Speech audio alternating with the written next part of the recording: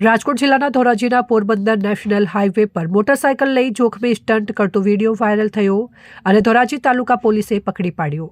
ધોરાજીના national highway પર stunt બાજુ ઘણા સમયથી જોખમી મોટરસાયકલ સ્ટન્ટ કરતા અવારનવાર વિડીયો વાયરલ થાય છે। ત્યારબાદ પોલીસ તંત્ર હરકતમાં આવી છે।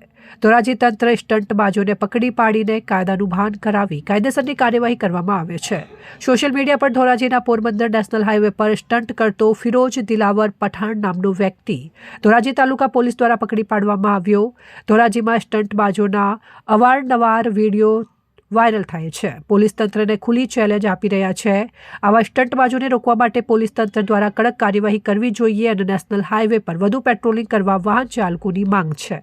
फिरोज दिलावर खान पठान से मारू अनोड़ा चौकड़ी पास स्टैंड करतो तो हूँ उड़ता उड़ता गाड़ी हलावतो तो आ स्टेन्ड में कर्या छे। माफी मांगू छूं। आवा ट्रस्ट न करता गुजरात पोलीस कायदेसर कार्यवाही करशे। रिपोर्टर नयन रावराणी, प्रदीप तंत्राल, न्यूज़ धोराजी।